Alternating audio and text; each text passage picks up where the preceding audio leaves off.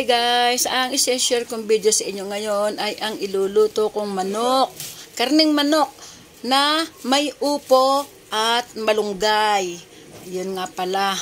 Upo po ang aking ilalagay kasi wala kaming papaya. Ngunit mayroon kaming upo ritong nabili. Ayan, nagkuha po ako ng luya sa aking tanim kasi ang aking luya sa tray ay panat na. Ngunit ilalagay ko pa rin ang luyang napapanat na yon.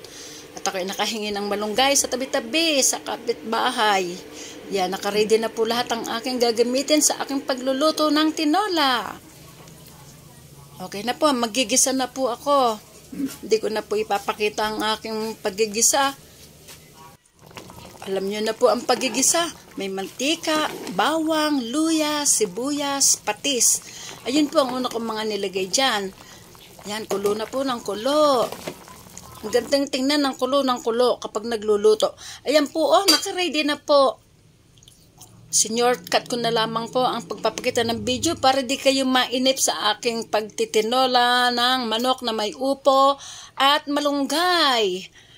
Maraming salamat po sa mga nanood. Maraming salamat po sa nanood hanggang sa dulo at sa hindi nag-skip ng ads. Maraming salamat. Ako na po ay magpapaalam. Thank you po at bye-bye.